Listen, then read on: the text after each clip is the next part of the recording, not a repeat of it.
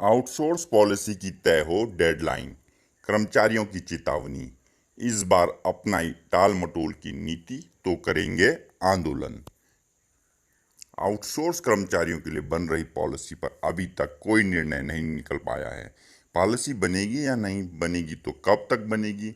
ऐसे में अब आउटसोर्स कर्मचारी सरकार को टाल मटोल की नीति से काफ़ी परेशान हो गए हैं। आउटसोर्स कर्मचारियों ने सरकार को चेताया कि सरकार जल्द से जल्द कर्मचारियों के लिए पॉलिसी की डेडलाइन तय करे। एक निश्चित समय अवधि के भीतर आउटसोर्स कर्मचारियों के लिए पॉलिसी बनाई जाए। आउटसोर्स कर्मचारी महासंघ के प्रदेशाध्यक्ष शैलेंद्र शर्मा ने चेताया कि अगर सरकार डेडलाइन तय नहीं करती है या टाल मटोल की नीति अपनाती है तो फिर आउटसोर्स कर्मचारियों को मजबूरन आंदोलन का रास्ता अपनाना पड़ेगा। उनका कहना है कि महासंघ द्वारा कई बार एक अंतिम तिथि बताने की भी बात बोली गई, किंतु कैबिनेट सब कमेटी के सदस्यों की बैठक और निर्णय के बिना सरकार कोई भी तारीख अभी तक नहीं दे पाई है। ऐसे में अब समस्त जिलाध्यक्षों एवं प्रदेश कार्यकारिणी की बैठक का दौर चल रहा है, जिसमें संगठन के कुछ कार्यों को शीघ्र निपटाया जा रहा है और आगामी रणनीति पर चर्चा की जा रही है। अब देखना यह होगा कि महासंघ आंदोलन की राह अख्तियार करता है या फिर रास्ता कोई और अपनाता है। यदि आंदोलन की राह पर भी संघ को जाना हो तो एक बार कैबिनेट सब कमेटी से या मुख्यमंत्री से मिलकर जवाब लेना जरूरी है और केंद्रीय मंत्रियों के दौरों के उपरांत महासंघ इसी ओर अग्रसर है। आंदोलन महासंघ की मजबूरी भी हो सकता है। जिस तरह से आज कर्मचारी अपने आप को ठगा हुआ महसूस कर रहे हैं, किंतु कुछ भी कदम लेने से पहले महासंघ सरकार के साथ एक बार फिर वार्ता करना चाहेगा। अब आउटसोर्स कर्मचारियों ने क्या कहा है कि सरकार वादा पूरा करे तो चुनाव में देंगे सहयोग। आउटसोर्स कर्मचारी महासंघ का कहना है कि सरकार अगर आउटसोर्स कर्मचारियों के लिए इसी कार्यकाल में पॉलिसी बना देती है तो यहाँ ऐतिहासिक उपलब्धि होगी।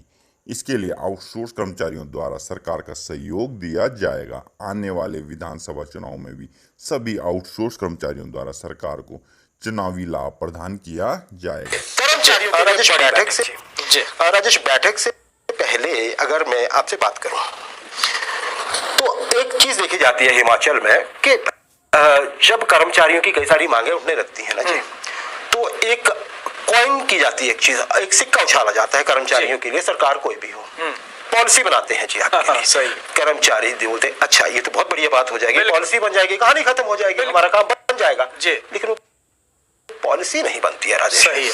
आउटसोर्स कर्मचारियों की बात कर लीजिए जी। शिमला गए थे मुख्यमंत्री साहब का, इन्होंने बड़े सबको लगाए प्रदर्शन करेंगे, लेकिन उन्होंने वहां पे जाके सम्मान किया एक तरह से मुख्यमंत्री साहब का। मुख्यमंत्री साहब आए, उन्होंने इनको बधाई दी, सबको बताया कि देखिए बात ऐसे होती है जी, है ना। बहुत अच्छा जेस्चर था दोनों ही तरफ से जी। एक कमेटी बनी, सब कमेटी ठाकुर महेंद्र सिंह की अध्यक्षता में। बहुत चर्चे हुए इस सब कमेटी के, रोज रिपोर्टिंग भी हुई विभिन्न माध्यमों से, हमने भी की कि जी बैठक हुई, ऐसा हुआ वैसा हुआ। पर राजेश कुछ हाथ आया नहीं ज्यादा, समय बहुत कम है।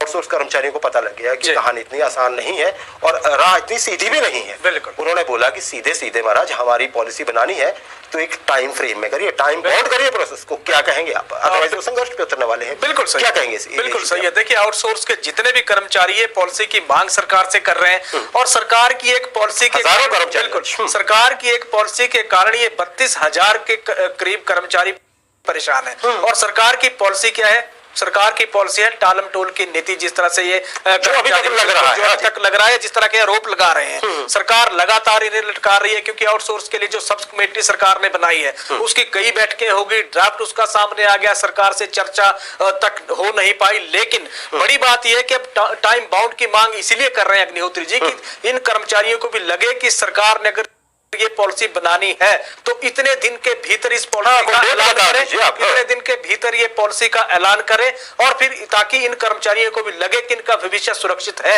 ये नौकरी करें या ना करें या उम्मीद रखें या ना रखें। तो इसलिए टाइम बाउंड की ये मांग उठा रहे हैं। आंदोलन की धमकी इन्होंने दे दिया। इन्होंने ये कहा कि अगर सरकार हमारी सुनती नहीं है तो फिर आने वाले दौर में आंदोलन सरकार के खिलाफ छेड़ दिया जाएगा, एक और आंदोलन छेड़ दिया जाएगा। राजेश बिल्कुल सही कहा आपने। इसके बाद आपके पास जो खबर है वो बताइएगा आप। सरकार में कुछ हलचल हुई है जी। ये जो धमकी कह लीजिए आप, या फिर सरकार को ये लगा कि नहीं इस वर्ग की मांगे जेन्युइन है जी, जेन्युइन मांग है तो इस पे काम करना चाहिए जी। कुछ बैठक होने वाली है शायद। बिल्कुल, क्या खबर है? बिल्कुल, देखिए सरकार, अगर हम सरकार का नजरिया देखें तो सरकार तो ये कह रहे हैं कि हम तो आपके मसले को लेकर लगातार गंभीर हैं, और अगर हम गंभीर नहीं होते तो फिर हम सब कमेटी का कभी गठन नहीं करते, और वो सब कमेटी कभी ड्राफ्ट तैयार नहीं करती, जिस तरह से एनपीएस कर्मियों के साथ हो रहा है कि वो जो कमेटी बनाई है उसकी बैठक आज तक नहीं हुई है। अब इन कर्मचारियों को कहें तो सब कमेटी के अध्यक्ष के आज सामने आए थे, जिन्होंने एक बयान दिया है, और उनका बयान यह है कि 21 जून के बाद इन कर्मचारियों के लिए कभी भी पॉलिसी का ऐलान हो सकता है, क्योंकि पॉलिसी तैयार है। बकौल महेंद्र सिंह अमर कहे तो उन्होंने ये कह दिया कि सरकार ने या सब कमेटी ने पॉलिसी बना दी है, अब सब कमेटी की उस पॉलिसी को सरकार ने अप्रूवल देनी है, और सरकार फिर उस पॉलिसी का ऐलान इन 32,000 कर्मचारियों के लिए करेगी। लेकिन 21 जून अभी, क्योंकि आप देखिए आज 13 तारीख हुई है, 21 जून का अगर एक हफ्ते से ज्यादा का वक्त है तो 21 जून अभी कब आएगा, उसके बाद कौन सी डेट आती है, इसीलिए कर्मचारी ये कह रहे हैं कि जल्दी से आप बता दीजिए। ये टाइम बाउंड की शर्त इसलिए है कि कब करने जा रहे हैं वो डिसाइड करिए आप। 21 जून देखिए प्रधानमंत्री साहब आ रहे हैं, तब तक तो सरकार बिजी होगी, पूरे अफसरशाही बिजी होगी सर, पूरी ब्यूरोक्रेसी एकदम एक पैर पे खड़ी दिखेगी आपको आने वाले दिनों में।